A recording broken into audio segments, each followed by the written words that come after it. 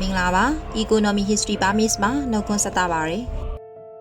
်ဒီနေ့မှာတော့ကျွန်တော် digital ငွေကြေးအကြောင်းလေးကိုကျွန်တော်ပြောပြပေးမှာဖြစ်ပါတယ်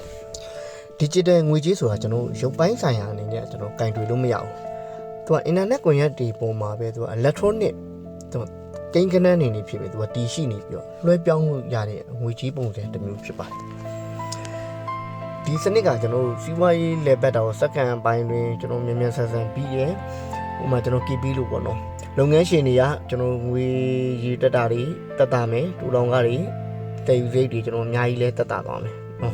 ဒါကကျွန်တော်တို့ digital ငွေကြေးစနစ်ဒါလွယ်ဆုံး KP လို့ပါလို့ပေါ့ဗျာဒါကျွန်တော်လွယ်ဆုံးပြောပြတာပေါ့ digital mobile banking လို့ပေါ့မှာထူးထူးခြားခြားလေးကဘာလဲဆိုတော့လူတွေကတင်မှာကျွန်တော်တို့ပတ်စံပေးရပြီဆိုလို့ရှိရင်ပတ်စံရှိပြီးပေးရဟာငါပတ်စံတော့ကုန်သွားပြီဆိုတဲ့ဟာမျိုးလေးရောအုံတော်တယ်မှာဖြစ်တာဒါပေမဲ့ကျွန်တော် KP တို့ဘာလို့နဲ့ပြီးလိုက်တယ်စကန်ဖတ်ပြီးပတ်စံပေးလိုက်တယ်လို့ပါဆိုပတ်စံကုန်သွားတယ်ဆိုတဲ့ခံစားချက်လက်ထက်မှာပတ်စံကင်ပြီးရှင်းလိုက်တာမဟုတ်တော့ကျွန်တော်အုံနောက်ကပတ်စံကုန်သွားဆိုတဲ့နာကျင်မှုကိုမခံစားရဘူးဆိုပြီးကျွန်တော်ကဘာကျော် MIT တက္ကသိုလ်ရဲ့သူတည်တနာပြုချက်တွေမှာတွေ့ရတယ်ဗျအဲကြတော့ဘာပူဖြစ်လာလဲဆိုတော့ဈေးဝယ်တာတွေမလိုအပ်နဲ့ဝယ်တာတွေသူက15ရာခိုင်နှုန်း20ရာခိုင်နှုန်းတော့ပို့ပြီးတော့ဝယ်ဖြစ်တယ်ဆိုပြီးတော့ပြောတယ်ပေါ့နော်ဒါ digital money ထူးထူးခြားဟိုစိတ်ဝင်စားစရာလေးတစ်ချက်ပေါ့နော်အဲကြတော့ကျွန်တော်ခုဆက်ပြီးတော့ digital money ရဲ့တမန်ကြောင်းလေးကျွန်တော်ဆက်ပြောပေးမှာပေါ့လူတွေကကျွန်တော်မမြင်ရပဲနဲ့မှတ်တမ်းနဲ့ပဲလေပတ်တာပေါ့နော်ဒါကျွန်တော်ဒီပတ်စံဆိုတာ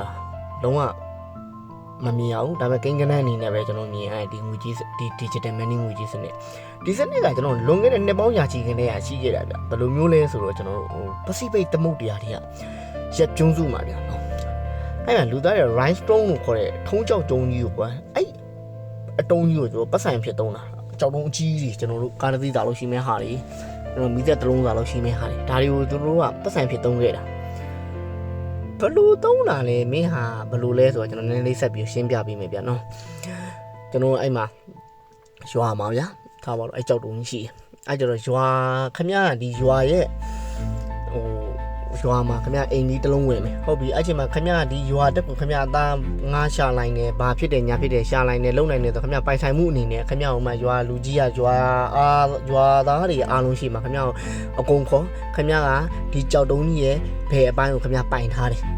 ဒီကြောက်တုံးကြီးရဲ့ထိတ်ချုံပိုင်းထိတ်ပိုင်းလေးရဟာလောက်ကခမရပိုင်တယ်တချို့တခြားရွာသားတွေကလည်းဒီကြောက်တုံးကြီးရဲ့အလဲပိုင်းရဲ့အုံကြီးတစ်လုံးစာလောက်ကိုသူတို့ပိုင်မယ်မျိုးမျိုးပေါ့ဒီကြောက်တုံးကြီးကိုမှပဲသူတို့ကဟိုဗဟိုပြုပြီးတော့ဒါပိုင်ဆိုင်မှုနေနဲ့တက်ပြန်အဲ့ချိန်မှာခမရကပိုင်ခမရရခဲ့ဒီကြောက်တုံးထိတ်ကရတဲ့အပိုင်းစားနေရာလေးကနေပြီးခမရအဲ့ဒါကိုခမရရွာထဲမှာရှိတဲ့တခြားလူစီကနေမင်းအိမ်ကိုငါဝယ်မယ်ရော့ငါရဲ့ဒီကြောက်တုံးထိတ်ကပိုင်ဆိုင်မှုမင်းကိုငါပေးတယ်အဲ့ဒါနဲ့ငါငွေချေးမယ်ဆိုလို့ခါခမရနှစ်ယောက်သဘောတူပြီးဖြစ်သွားရင်အဲ့ကြောက်တုံးထိတ်ကခမရအစတော့ပိုင်တဲ့ဟာခမရကြောက်တုံးမပိုင်တော့ဘဲနဲ့ကြောက်တုံးထိတ်ကအပိုင်းကိုခမရမပိုင်တော့ဘဲနဲ့ရွာလေးကခင်ဗျာအိမ်ရောင်းပေးလိုက်တဲ့လူကအဲ့နေရာကိုပိုင်သွားတယ်အဲ့လိုမျိုးပိုင်ဆိုင်မှုအပြောင်းလဲလုပ်တာကိုလည်းကျွန်တော်ရွာသားတွေရှိမှအကုန်လုံးခေါ်ပြီးတော့ဒါကိုအတိမတ်ပြုတ်လိုက်တာဒါကပတ်စံလည်းမပါဘူးဘာလည်းမဟုတ်အဲ့ခေတ်တုန်းကဒါသူတို့လှုပ်လိုက်တဲ့ပုံစံပေါ့ဒါလည်းကျွန်တော်ဘလော့အချင်းဒီပညာတစ်ခုရဲ့ဒါအခြေခံအစလေးနောက်တစ်ခုအနေနဲ့ဗျာဒါကကျွန်တော်ဒီကြောက်တုံးကြီးပေါ်မှာပဲကျွန်တော်တို့အမြင်ပေါ်မှာမူတည်ပြီးတော့ပိုင်ဆိုင်မှုတွေခွဲဝေမှုတွေဒါတတ်မှတ်ပြီးတော့ဒါရွာသားတွေအုံနောက်တွေနဲ့ပေါင်းမှတ်တယ်အမှတ်တမ်းတင်ထားတာပေါ့နော်ကဲကိုအဲ့ကြောက်တုံးကြီးကိုဗျာခင်ဗျားရွာပြောင်းရပြီထားပါတော့ရွာကိုရွှေ့ကြပြီတခြားရွာတခြားတနေရာကိုပြောင်းလဲပြီးတော့နေထိုင်ကြမယ်ဆိုအဲ့ကြောက်တုံးကြီးကိုခင်ဗျားကောက်တင်လာမယ်ဘဲကိုတင်လာမလေပေါ်ပြပြဗျာကောက်ဒီမဲလဲတွေပေါ်ပြပြကောက်တင်လာမယ်ထားပါတော့လေပေါ်ပဲထားပါတော့အဲ့ကြောက်တုံးကြီးကိုလေပေါ်တင်လာရွာသားတွေအားလုံးကပြောင်းပြီးတနေရာကိုပြောင်းကြတယ်အဲ့လေပေါ်မှာတင်လာတဲ့ကြောက်တုံးကြီးကကျွန်တော်မြစ်ထဲကျသွားမယ်ပင်လယ်ထဲကျသွားမယ်နော်အဲ့မှာခင်ဗျားတို့အဲ့ကြောက်တုံးကြီးကလည်းကြောက်သွားပြီခင်ဗျားတို့ကလည်းအဲ့အနီးနားပတ်ချလဲမှာပဲရွာပြန်တဲဖြစ်ကြတယ်ဆိုတော့အဲ့ကြတော့အဲ့ကြောက်တုံးကြီးလည်းခင်ဗျားတို့မမြင်ရတော့ဘူးဟုတ်တယ်နော်မမြင်ရတော့ဘူးဒါပေမဲ့ဒီရေအောက်ထဲမှာအဲ့ကြောက်တုံးကြီးရှိရဆိုတာကိုကျွန်တော်တေဝါလုံးကသိတယ်အဲ့လိုပဲခုနလိုပဲအိမ်နေရောင်းတာပဲဖြစ်ဖြစ်ဘာဝယ်တာပဲဖြစ်ဖြစ်ဒီကြောက်တုံးကြီးရဲ့ဘယ်အပိုင်းလောက်ကိုတော့ဟိုကောင်ပိုင်နေဒီအပိုင်းလောက်ကိုတော့ဒီကောင်ပိုင်နေဒီကြောက်တုံးကြီးရဲ့အောက်ပိုင်းလောက်နဲ့ပိုင်တဲ့ကောင်ကနေပြီးတော့ဟုတ်လားဒီချမ်းမဒီရွာဆိုင်ပြိုးတဲ့စပားတွေသူဝယ်မယ်ဒီအမဲလိုက်လို့ရတဲ့ဟာကိုသူဝယ်ခြင်းနဲ့ဒီကြောက်တုံးကြီးရဲ့ဘဲပိုင်းကိုငါမင်းကိုပေးတယ်ငါ့ကို ဘယ်ဟာပြန်ပေးဆိုတဲ့လဲလှယ်မှုဒါကဘာလဲဆိုကျွန်တော်ငွေသားလည်းမပါဘူးဟိုဂျားကန်ကုန်ပစ္စည်းအနေနဲ့ကျွန်တော်ရင်တော့ကလို့ခရုတွေကမာတွေလည်းမပါဘူးဒီကြောက်တုံးကြီးမရှိမမြင်ရတော့တဲ့ကြောက်တုံးကြီးကိုဒါ तू ကအမှတ်သားလုပ်ပြီးတော့ဟိုရှေ့ခေတ်တုန်းကဒါကျွန်တော်ရောင်းဝယ်လုပ်တာပေါ့နော်ပြောကျင်တဲ့ဒိတ်ပြပတ်စံလည်းမပါဘူးအမှတ်သားစရာတိတိကျကိန်းကနန်းလည်းမရှိဘူးဒီလိုမျိုးရှိပါတယ်ဆိုတဲ့စိတ်ထဲဟာနဲ့ပဲဒါကျွန်တော်ရွာသားတွေအပြောင်းရွှေ့လုပ်ကြတာဒါကလည်းဒါဘလော့အိတ်ချင်းကြီးပညာရဲ့ကျွန်တော်အခြေခံတကယ်အခြေခံပဲပေါ့နော်အခုခေတ်မှာကျွန်တော်တို့ဟလာဟိုပတ်စံမပါတော့ဘူးဆိုမြဲခုခေတ် digital money ကပတ်စံမပါတော့ဘူးဆိုပြီးမဲ့လေအနေတော့မှတ်လို့တားလို့ရတဲ့ကိန်းကနန်းတွေတော့ရှိရလေနော်ဒါလွယ်တယ်သင်္ချာနည်းပညာအရာဆိုပေါ့နော်ကျွန်တော်ဒီ digital money ကဘယ်ကနေ block exchange တွေဘယ်ကနေစပေါ်လာလဲဆိုတော့ကျွန်တော်2008ခုနှစ်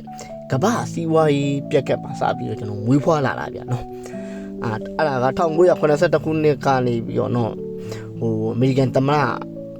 Richard Nixon ကနေပြီးအမေရိကန်ဒေါ်လာကိုသူကရွှေနဲ့အစတုန်းကချိန်ပြီးသူကချိန်ပြီးလဲပေးတဲ့စနစ်ကိုသူဖြတ်ပစ်လိုက်တာဗျ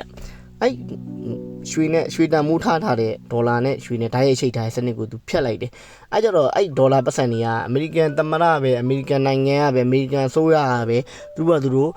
ငွေကြီးကိုငွေဆက်ကူသူတို့ရိုက်ချင်တာနိုင်လှုပ်ချင်တာလှုပ်လို့ရတယ်ကျွန်တော်အဲ့မှာအစိုးရပေါ်မှာပဲယုံကြည်လို့ရယုံကြည်ပြီးတော့လဲပက်ရတယ်ဖီးရငွေကြီးဆိုပြီးကျွန်တော်ဖြစ်လာအဲ့ကြတော့အမေရိကန်အစိုးရအဲ့တော့လည်း BNN နဲ့စစ်ပြမျိုးမျိုးပေါ့နော်ဟိုသူဖြစ်နေတဲ့အနေအထားမျိုးတွေကနေပြီးတော့တော့ရွှေမလို့တော့အမေရိကန်အစိုးရဘိုးအစိုးရအနေနဲ့ထားပါတော့ဘိုးဖွဲ့စည်းအနေနဲ့အာဏာပိုင်ဖွဲ့စည်းနေသူလှုပ်ချင်တာကြီးလှုပ်တော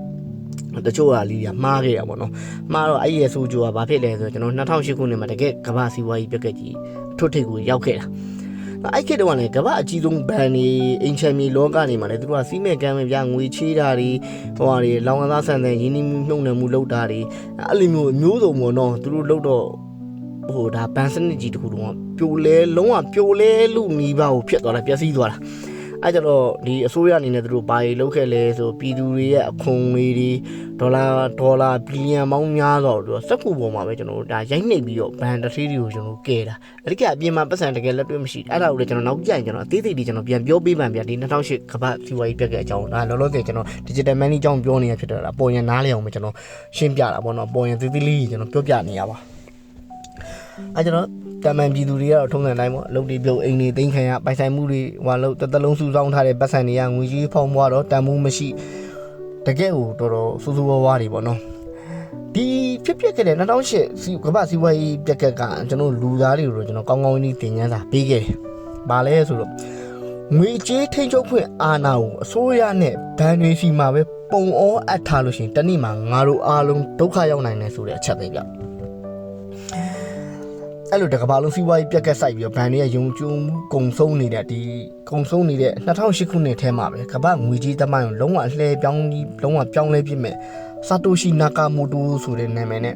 နာမည်ဝက်နော်အဲ့လူကခုချိန်ဒီဘယ်သူမှလည်းမသိဘူးဒါပေမဲ့ခင်ဗျားတို့အဲ့နာမည်တော့ခင်ဗျားတို့သိမှာပါလူလားအဖွဲ့အစည်းလားမသိပဲနဲ့အခုပေါ်ခဲ့တယ်သူကဘာလဲဆိုတော့ဘန်တွေကိုကြော်ဖြတ်တယ်အစိုးရတွေကိုလုံးဝကြော်ဖြတ်ပြီးသူကလူအချင်းချင်းဓာတ်ရိုက်ဆက်တဲ့စနစ်ဓာတ်ရိုက်ချိတ်ဆက်တဲ့စနစ်အဲ့ဒါကဘာလဲချိတ်တဲ့ဒီ digital online internet platform တွေကနေပြီးတော့ကျွန်တော်တို့ဒါချိတ်ဆက်တဲ့စနစ်အဲ့ရဲ့စနစ်က digital ငွေကြေးပဲသူကအဲ့ဒါကိုနှစ်ခါပြန်သုံးလို့မရအောင် digital သင်္ချာနီးပညာနဲ့ဖြည့်ရှင်းထားတယ်နီးပညာဟာတွေနဲ့ဖြည့်ရှင်းထားတယ်ဒါကကျွန်တော်တို့ ban manager တွေလည်းငွေကြေးကိုထိန်းချုပ်လို့မရတော့ဘူးအစိုးရကလည်းစိတ်ကြိုက်ငွေနှိပ်ချုပ်လို့မရတော့ဘဲနဲ့သူကသူ block exchange system တစ်ခုတည်းနဲ့ပဲသူက Bitcoin ဆိုပြီးတော့အောင်မြင်စွာမွေးဖွားလိုက်တဲ့တမိုင်းဝင်လဲပြောင်းတစ်ခုပဲဖြစ်တယ်ဆိုတော့ကျွန်တော်ဒီ digital money အောက်မှာဘာတွေဖြစ်လာလဲဆိုတော့ကျွန်တော်လုံးဝစန့်ကျင်ဘက်ကြီးနှစ်ခုဖြစ်တဲ့စနစ်နှစ်ခုရှိတယ်လေပထမတစ်ခုကဗဟိုချုပ်ကိုင်မှုစနစ်နဲ့လေပတ်တဲ့ digital ငွေကြေးစနစ်နောက်တစ်ခုကလုံးဝအစိုးရအာဏာပိုင်တွေအဖွဲ့အစည်းတွေဗဟိုချုပ်ကိုင်မှုလုံးဝမရှိတဲ့ digital money စနစ်နှစ်ခုရှိတယ်ပထမတစ်ခုကအာဏာပိုင်တွေထိန်းချုပ်ထားတဲ့စနစ်ကကြတော့ကျွန်တော်တို့ခုလက်ရှိခင်ဗျားတို့ကျွန်တော်တို့သိနေတဲ့ KB တို့ WeMoney တို့ Mobile Banking တို့ဘဏ်တွေကသတ်မှတ်ထားတဲ့ဟာတွေပေါ့အဲ့ငွေကြီးတွေကိန်းဂဏန်းတွေအားလုံးကဒါကကျွန်တော်တို့အစိုးရဗဟိုအာဏာပိုင်ဖွဲ့စည်းရာရိုက်နှိပ်သတ်မှတ်လိုက်တဲ့ငွေကြီးပေါ်မှာကျွန်တော်တို့ electronic ကိန်းဂဏန်းတွေအဖြစ်ပြောင်းလဲပြီးတော့တင်လိုက်တဲ့ကျွန်တော်တို့အစိုးရအာဏာပိုင် digital ငွေကြေးစနစ်တစ်ခုဖြစ်တယ်ဒီငွေကြေးစနစ်တစ်ခုကကြတော့ကျွန်တော်တို့ဒါအစိုးရကနေပြီးထိန်းချုပ်ထားရရှိမယ်ဘုံကနေစုပ်ကိုင်ထားရရှိမယ်စောင့်ထိန်နှမုတ်စောင့်ကြည့်နေရတွေရှိမယ်နောက်တော့ခင်ဗျာအကောင့်ပိတ်တာရှိမယ်ဟိုဘယ်လိုခေါ်မလဲငွေလဲနေရတွေ transaction တွေကိုကြည့်တာတွေရှိမယ်ဒါကကျွန်တော်ဘောဟိုထိန်းချုပ်မှုပါတဲ့ digital money စနစ်မှာအဲ့လိုစနစ်တွေရှိတယ်နောက်ဒုတိယတစ်ခုဖြစ်တဲ့အာဏာပိုင်တွေမပါဘူးအစိုးရအဖွဲ့အစည်းတွေမပါတဲ့ခုနကျွန်တော်ပြောတဲ့ဟို Bitcoin လိုဟာမျိုးတွေကကြအာဏာပိုင်တွေအဖွဲ့အစည်းတွေမပါတဲ့ digital money ဆိုပြီးနှစ်ခုရှိမယ်အဲ့နှစ်ခုကတော့လုံးဝဗျာဟိုအမြဲတမ်းကြီးလဲဖြစ်နိုင်တယ်လို့တခုတည်းပဲတည်ရှိသွားတိုင်းလည်းဖြစ်တယ်တခုတည်းမတည်ရှိနောက်တစ်ခုပဲဟိုသုံးမလားဘာညာဆိုတာမျိုးရှိရပေါ့အဲ့ဒါလေးကိုကျွန်တော်ဆက်ပြီးတော့ပြောပြပေးပါမယ်ဗျကျွန်တော်ပထမတစ်ခုဒါကတော့ digital ငွေကြေးကတော့ဒါအစိုးရတွေပါမယ် central bank တွေကျွန်တော်တို့ဗဟိုဘဏ်ချုပ်ကိုင်မှုပါတယ် digital currency ရှိမယ်ဒုတိယတစ်ခုကကျတော့ခုနဗဟိုချုပ်ကိုင်မှုတွေ central bank တွေအစိုးရဖွဲ့စည်းတွေမပါတဲ့ကျွန်တော်တို့ digital ငွေကြေး currency တခုရှိမယ်ခုနကျွန်တော်ပြောခဲ့တဲ့ Bitcoin တို့ဘာလို့ cryptocurrency တွေပေါ့နော်အဲ့ဒီမှာဒုတိယတစ်ခုကိုကျွန်တော်အဓိကပြောချင်တာကတော့ဟိုဒုတိယတစ်ခုကကျတော့ဘသူကတာဝန်ယူမှလဲငွေရောင်းငွေအတွက်တန်ဖိုးရှိတာဘသူကအာမခံပေးမှလဲဆိုတဲ့ဟာမျိုးတော့မရှိဘူးအကုန်လုံးကဒီတိုင်းပဲဟိုကြိုက်ရောကြောက်ဝယ်ပုံစံမျိုးတော့ဖြစ်နေတယ်ဒါပေမဲ့အခုတစ်ကမ္ဘာလုံးမှာကတော်တော်များများဒီ cryptocurrency တွေတုံးနေရဥပမာသဘောတည်းအခုလော်တဲ့အဲ့လိုမျိုးတွေအမှာကျွန်တော် Bitcoin လေးကိုကျွန်တော် UT ပြီးတော့ကျွန်တော်ပြောကြည့်မယ်ပေါ့နော်သူက Bitcoin ကဘယ်သူတာဝန်ယူမလဲဆိုဘယ်သူမှတာဝန်မယူလုံခြုံရေးအတွက်ကမိမိဘာမှမတာဝန်ယူရမှာနော် Bitcoin ရဲ့တန်ဖိုးကအဓိကတစ်ကမ္ဘာလုံးရဲ့ဝယ်လို့အားနဲ့ရောင်းလို့အားနဲ့ပဲသူကယာနှုံးပြမောင်းနေနေတာကျွန်တော် Bitcoin တွေရဲ့စုစုပေါင်းအရေးအတွက်က22တန်ပဲရှိတယ်သင်္ချာနည်းနဲ့သူကကန့်တက်ထားတယ်အဲကြတော့ကမ္ဘာပေါ်မှာပတ်စံအစ်စ်တွေကထက်တိုးမလာအောင်ပမာဏကန့်တက်ထားတဲ့အချိန်မှာဒါကိုပိုင်ဆိုင်မှုအတွက်လူသားတွေနဲ့ကျွန်တော်ဗန်နာရေးဖွဲ့စည်းကြီးရဲ့ဝယ်လို့အားမြင့်လာရင်တန်ဖိုးကအလိုလျောက်တက်မယ်ပြန်ရောင်းချရင်ဈေးကျမယ်ဒီစနစ်ကလည်းသိရမလားဒါဟိုကျွန်တော်တို့ကဘယ်သူကဖြည့်ရှင်းမှာလဲဘယ်သူကတာဝန်ယူမှာလဲဆိုတဲ့ဟာကတော့လက်တွေ့မှာတော့မရှိဘူးပေါ့အဲကြတော့ဒီမှာကကိုယ်ပိုင်အကောင့်ရဲ့ password မေ့သွားရင်တော့ကိုယ့်ကနေကိုခံပြီးတော့ပေါ့နော်လိုအပ်တာသူ့ရဲ့အကောင့်မေ့သွားရင်တော့ဘာမှလုပ်မရဘူးသူကဖောက်ပြလို့မရရင်တင်ချာစီမင်းနေတဲ့စနစ်တွေနေရပဲကျွန်တော်ဒီ Bitcoin ပေါ့ digital currency ဟာကိုတို့တာဝန်ယူထားတယ်ဘန်နာရေးလုံခြုံမှုတော့ဒါခုနကျွန်တော်ပြောတဲ့အတိုင်းပဲကိုတိုင်းပဲတာဝန်ယူရမှာဖြစ်ပါတယ်เนาะဒါဆိုဒီ Bitcoin လို့ဘာလို့ကကျွန်တော်လူသားတယောက်ရဲ့လိုအပ်ချက်တွေကိုလက်တွေ့မှာဖြည့်ရှင်းနိုင်လားတကယ်တော့အမှန်တကယ်တော့ကျွန်တော်မဖြည့်ရှင်းနိုင်ဘူးဗျဥပမာဒါကျွန်တော် Bitcoin ကြီးကိုင်တာပတ်စံမပါဘူးငွေသားမပါဘူး Bitcoin နဲ့ကျွန်တော်လမ်းထိပ်ကကျွန်တော်900ဝယ်စားလို့မရအောင်မွေးငါဝယ်စားလို့မရအောင်ဟိုနောက်ပြီးတော့ခါကျတော့ဒီ Bitcoin ဆိုတာလည်းဈေးနှုန်းအတက်ကြအမြဲတမ်းကျန်းနေဗျာနေ့စဉ်နဲ့အများအလိုတက်နေတော့ခါကျတော့ဒါဆောက်လူသားကျွန်တော်တို့ရဲ့စာဝင်တွေကိုပြည်လျောင်ဖြည့်ရှင်းနိုင်တဲ့ထက်မှာတော့ကောင်းကောင်းငန်းတော့မပါဘူးဒါပေမဲ့တချို့နေရာတွေမှာရှိတာပေါ့ Bitcoin နဲ့ကားဝယ်လို့ရတာတော့ဘယ်မှာစီးဘယ် brand က Bitcoin နဲ့ဝယ်လို့ရတာမျိုးတော့သူ့ဟာနဲ့သူတော့ကျေပြန့်လာတဲ့ဈေးကွက်တွေတော့ရှိတာပေါ့ဒါလောလောဆယ်ကျွန်တော်အတူချုံအခြေချုံပြောပြတာပေါ့အဓိကလူသားတွေရဲ့လိုအပ်ချက်ကိုဒီ Bitcoin လို့ပါတော့ cryptocurrency ကလက်တွေ့မှာမဖြည့်ရှင်းနိုင်ဘူးဒါပေမဲ့လူသားတွေအတွက်တကယ်အရေးကြီးနေတဲ့ပုံမူကြီးမားနေတဲ့ပြဿနာကိုဒီ currency ကရှင်းပေးနေရပြအဲ့ကောင်ကဘာလဲဆိုတော့ကျွန်တော်တို့အစိုးရတွေကငွေစက်ကူကိုအလုံးမင်းရိုင်းထုတ်လိုက်လို့ရှိရင်ကျွန်တော်ငွေတန်မှုကကျပြီကုန်စည်နှုန်းတွေကတက်ပြီးငွေကြေးဖောင်းပွားမှုအကျက်တဲကနေပြီးကိုယ့်ရဲ့စုဆောင်းငွေဟိုကျွန်တော်မပြတ်တော့ဒါ digital ရွှေအဖြစ်ပေါ့ digital currency နဲ့ကျွန်တော်တင်ထားလို့ရတယ်ရေရှည်မှာကာဝယ်ပေးနိုင်တယ်နိုင်ငံရေးမတည်မငြိမ်မှုဖြစ်နေတဲ့နေရာတွေမှာမျိုးပေါ့နော်ကျွန်တော်နောက်တစ်ခုကကျတော့ဒီကျွန်တော်ခရစ်တိုငွေကြေးတွေကကျွန်တော်ဗန်နာရေးအချုပ်ချာအာဏာတွေနောက်တစ်ခုကလွတ်လပ်ရှိတော့ဒါကျွန်တော်တို့ပြဝလို့သူကာဝယ်ဖြည့်ရှင်းပေးထားတယ်ပေါ့ဒီငွေကြေးကကျွန်တော်ဒီ cryptocurrency တွေပါရေးသုံးမှုအတွက်အဓိကကျွန်တော်စီးပွားရေးလောကမှာတော့ကျွန်တော် fee ရဝင်ပေါက်လို့ခေါ်တယ်ပေါ့နော်ထားပါတော့ fee ရ gateway ပေါ့အဲ့ဒီကနေမှာအဓိကကျွန်တော်ငွေပေးလိုက်မယ်ငွေနဲ့ဒေါ်လာဆိုဒေါ်လာဝယ်လိုက်မယ်ဝယ်ပြီးတော့အဲ့ဒီကနေမှာ Bitcoin ဆိုရင် Bitcoin ဘယ်လောက်ကိုင်းတမိုးလေးတခုပြန်ဒါမိုးလဲပြီးတော့ကျွန်တော်ဒီခုနကျွန်တော်ပြောတယ်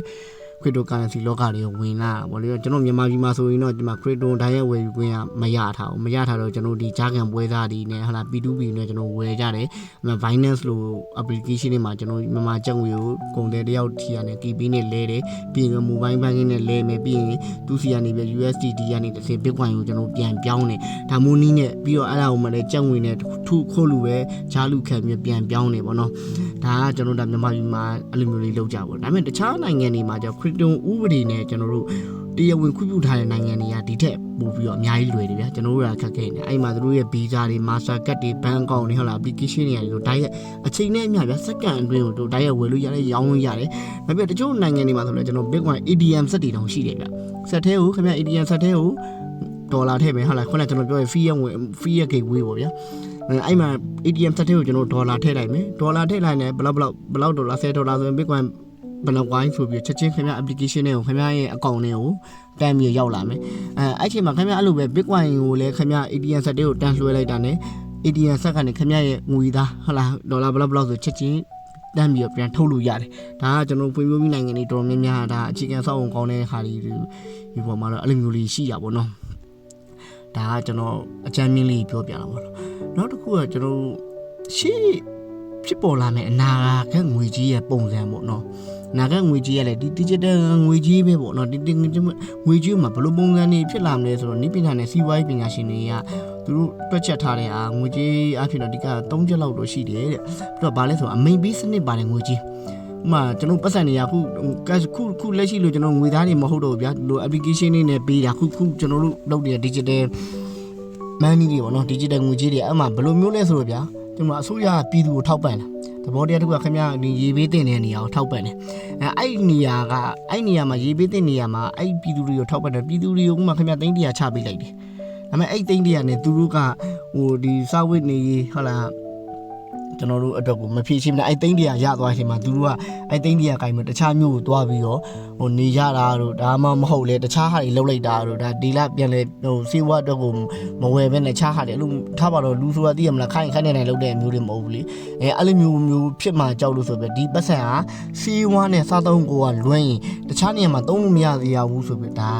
ါဒီငွေသိန်း100ကိုအမိတ်အာဏာနဲ့တခါလေအသက်သွေးမိတယ်အဲ့ကျတော့ခင်ဗျာဒီပတ်ဆိုင်သိန်း100လို့ရှိရခင်ဗျာအဲ့ချိန်မှာအဲ့သိန်း100နဲ့ဒီစေးဝါးနဲ့အစားတောက်အတွက်မဟုတ်ဘဲနဲ့ခင်ဗျာစောင်းနေသွားဝင်မဲတို့ဟိုကောင်းနေသွားဝင်မဲဆိုအဲ့ပတ်ဆိုင်သွားရှင်းလို့မရအောင်ဘာလို့ဆိုအဲ့မှာအဲ့ပတ်စံမှာသိန်း100မှာကဘာဝယ်ရမယ်ဆိုတဲ့အမိတ်စနစ်ပါလာတယ်ဒါမျိုးစနစ်တွေလည်းဖြစ်လာနိုင်မယ်ဆိုပြီးတော့ရှိရပေါ့ဒါပေမဲ့အဲ့ပတ်စံကိုလည်းခင်ဗျာနောက်ဆုံးကျွန်တော်ဟိုတက်တန်းမှာကျွန်တော်တက်တန်းအောင်ပါအောင်တဘောဒီသိန်း100ခုဖြစ်နေတဲ့ဒီရေကြီးမှုဖြစ်နေတဲ့ဒီ2လ3လအတွင်းပြန်လည်ထူထောင်ရေးမှာခင်ဗျာတော့အဲ့ဒါကိုကြော်ပြီးမှအဲ့ပတ်စံကိုခင်ဗျာမသုံးမဲနဲ့ဒီဟာကိုကင်ထားမယ်ပြီးတော့မှတရားကြီးပြီးဆိုမှခင်ဗျားတို့ဒီရေကြီးရိုက်ပြီးဆိုမှလမ်းပြင်တဲ့အချိန်မှာတော့သုံးမယ်လို့ပါအဲ့လိုမျိုးဆိုလဲလက်မခံဘူးအစိုးရဒီအတွက်ကိုပဲလုံးဝမယ်ဆိုတဲ့အမိန့်စနစ်ပါတယ်ပုံမှာခင်ဗျာအဲ့ချိန်ကျမှသုံးမယ်ဆိုလို့ရှိရင်အဲ့ပတ်စံက expire date ပါတယ်ဆိုတဲ့ deadline ပါတဲ့အချိန်မှာအဲ့ပတ်စံမသုံးပြည့်သွားရင်အဲ့ပတ်စံကပျောက်ပြက်သွားတာမျိုးပေါ့ကျွန်တော်ဖုန်းငွေဖြစ်တယ်လို့ဖုန်း package တွေဝယ်တယ်လို့ပေါ့ဒါမျိုးတက်တန်းနေပါလာမယ်အမိန့်စနစ်တွေပါလာမယ်ဆိုတဲ့ဟာမျိုးတွေရှိရပေါ့ဒါကတော့ဒါဘ ഹു ဆိုးရနေပြီးတော့တေချာပေါ့တေချာထိန်းချုပ်ပြီးလမ်းကြောင်းပေးထားတဲ့ငွေကြေးပုံစံတစ်မျိုးပေါ့နော်ဒါကတော့ကျွန်တော်တချို့အစိုးရဘက်ကပြောရင်တော့ဒါကတော့ဟိုငွေကြေးလွတ်လပ်မှုလွတ်လပ်ခွင့်အကြီးကျယ်စိန်ခေါ်လိုက်ဆိုတော့ဒါပေမဲ့တကယ်တမ်းတော့ဒါငွေကြေးအာဏာပိုင်အဖွဲ့အစည်းတွေအတွက်တော့ဒါကောင်းပါတယ်ပေါ့နော်ကျွန်တော်တော့အဲ့လိုပဲမြင်တော့နော်နောက်ဒုတိယတစ်ခုကကျတော့ကျွန်တော်ဗာလဲဆိုတော့ပိုင်ဆိုင်မှုကို digital စနစ်နဲ့ခွဲဝေတဲ့အချိန်မှာအရန်လွယ်နေတာသူကဘယ်လိုပုံစံမျိုးဆိုလဲခင်ဗျမြေကွက်ထားပါတော့မြေကွက်ပေတရာပတ်လက်ရှိတယ်အဲ့ဒါကြီးက3000တန်တယ်ဟုတ်တယ်နော်3000တန်တယ်အဲ့ချိန်မှာကအဲ့3000တန်တဲ့ဟာခင်ဗျ3000လို့ခင်ဗျမဝယ်နိုင်ဘူးအဲ့ကြောင့်ခင်ဗျအဲ့မြေကွက်ကိုမှခင်ဗျဥမာတဘောတရားလေးက300 7 ပုံတပုံလား7 ပုံတပုံမဟုတ်ဘူးဗျာကျွန်တော်9သိန်းလောက်ပဲတက်နိုင်တယ်ဆိုလို့ရှိရင်ခင်ဗျ share ပုံစံမျိုးနဲ့အဲ့မြေကွက်ထဲမှာခင်ဗျရဲ့ပိုင်ဆိုင်မှုဥမာဘယ်နဲ့ပိတ်ဖြစ်မယ်ဆိုတာဒါတော့တင်ချာနည်းနဲ့တွက်ပြပြတယ်ဘယ်လိုပဲနေခင်ဗျဒီပေါ်မှာပိုင်ဆိုင်မှုကိုခင်ဗျ9သိန်းနေနဲ့ဝယ်လိုက်လို့ရဥမာမြေသေးတက်သွားတဲ့အချိန်မှာခင်ဗျ9သိန်းနဲ့ခင်ဗျဝယ်လိုက်တဲ့အပိုင်းစားလေးက9သိန်းတန်ခင်ဗျ2သိန်းမြင့်မယ်ဒါမှမဟုတ်အဲ့လိုပိုင်ဆိုင်မှုတွေကိုမြန်တက်လက်ပြောင်းလို့ရတယ်ဒါ digital ဟိုငွေကြေး money အောက်မှာ digital စနစ်တွေခွဲပိုင်းပိတ်ချမှုဟိုခွဲချမ်းစိတ်ဖြာမှုတွေကောင်းလာတဲ့အနေအထားမျိုးမှာကျွန်တော်တို့ပိုင်ဆိုင်မှုတွေကိုလည်းလှင်းလွှဲပြောင်းလို့ရမယ်ဝယ်ယူမယ်လှင်းမြန်လုပ်လို့ရမယ်ဒါစက္ကန့်ပိုင်းတွေကျွန်တော်အမြန်ဆုံးလုပ်လို့ရမယ်လုံငင်းချုံးမှုသွားတာပေါ့ဒါပိုင်ဆိုင်မှုတွေလုပ်တဲ့ share ရောင်းနေတာလည်းကျွန်တော်တို့ဟိုဒါတွေကလည်းကျွန်တော် cryptocurrency တွေပါလေ့လာလို့ရှင်ဒါတွေကလည်းတွေ့မှာပေါ့နော်ဒါခင်ဗျားတို့သိမှာပါနောက်တစ်ခုကကျွန်တော်တို့ထိန်းချုပ်မှုရှိတဲ့ငွေကြေးနဲ့ခင်ဗျာခုနလိုကိုလုံးချင်တာလုပ်မယ်ဘယ်နေရာဝါလုပ်မယ်ဆိုတဲ့ဟိုအစိုးရရဲ့ငွေကြေးနဲ့အခုလက်ရှိကျွန်တော်ပြောတဲ့ cryptocurrency တို့ပါတို့ရဲ့ထိန်းချုပ်မှုလုံးဝမရှိတဲ့ငွေကြေးဒါကတော့ခင်ဗျလူအဖွဲ့အစည်းတွေမှာအမြဲတမ်းအားပြိုင်နေမယ်ကျွန်တော် digital money ရဲ့ အောက်မှာအမြဲတမ်းရှိနေမှုအပြိုင်ဝင်အမြဲတမ်းဖြစ်နေမယ်ငွေကြီးပေါ့အဲကြတော့ခင်ဗျားကတော့ဘန်နာရေးအချုပ်ချာအာနာကောင်းတဲ့ fiat money ငွေကြီး digital money တွေပဲထွန်းကားလာမလားဒါမှမဟုတ်လုံးဝအာနာပိုင်တွေအဖွဲ့အစည်းတွေလုံးဝမရှိမဲ့လူသားတွေကြီးပဲဝယ်လို့အားရောင်းလို့ဝါဖို့မှာပဲတတ်မှတ်လာမဲ့ digital money ရပဲအားကောင်းလာမလားဆိုတော့ခု brother တို့ပဲစဉ်းစားပြီးတော့တွေးခေါ်ကြည့်လိုက်ပေါ့နော်အဲကြတော့ကျွန်တော်အနှစ်ချုပ်အနေနဲ့နောက်ဆုံးပိတ်ပြောရရင်တော့ digital money ဆိုတာကွာခေတ်ကြီးစီးကြောင်းရခဏပဲပေါ်လာတဲ့အရာမဟုတ်တော့ဘူးဗျာကျွန်တော်ဒါတွေကဘယ်လိုခေါ်မလဲငွေကြီးရဲ့လွတ်လပ်ပိုင်ခွင့်နဲ့တနတန်မိုးရရှိကာဝယ်ဖို့အဲ့ဒါဥမာစင်ကဲပြောင်းလဲလာတဲ့တမန်ဝင်ဒါကျွန်တော်ဘန်နာကြီးတော်လိုင်းကြီးဖြစ်တယ်အဲကြတော့ခင်ဗျားအစိုးရရဲ့အမိန့်ပေးခြင်းခံထားတဲ့ငွေကြီးကိုသုံးဆွဲမလားဘာမှမဟုတ်ကိုတိုင်းပဲဝယ်လို့ရောင်းလို့မအောင်လုပ်တဲ့ငွေကြီးကိုသုံးဆွဲနိုင်မှာဒါပေမဲ့ဘယ်ရပဲနေပါကျွန်တော်အာမခံနေရတဲ့အဖွဲ့အစည်းလူအဖွဲ့အစည်းမရှိရင်တော့အဆင်မပြေဘူးလို့ထင်ပါတယ်ခင်ဗျားတို့ဆိုတော့ဘယ်ငွေကြီးသုံးမလဲဒါပေမဲ့တစ်ခါလေကြားလို့ရှင်လေတချို့အာမခံမရှိတဲ့အရာတွေကလည်းပိုကောင်းနေတတ်တာတွေလည်းရှိနေတတ်ပါတယ်ဒါကတော့အားလုံးချိတင်ကြပါအခုကျွန်တော်ပြောနေတဲ့အရာတွေဒီအပေါ်ရန်အကျော်ကိုပြောနေတာဖြစ်ပါတယ်ကျွန်တော်အားလုံးကိုဒီဟာနဲ့ပတ်သက်ပြီးတော့မှားတာမှန်တာတွေပါလေကျွန်တော်ဆိုလိုချင်တာမဟုတ်ပါဘူးဒါအတိညာဘုဒ္ဓလေးရအောင်လို့ဒါရည်ရွယ်ပြီးတော့ပြောတာဖြစ်ပါတယ်ခင်ဗျအားလုံးကျေးဇူးတင်ပါတယ်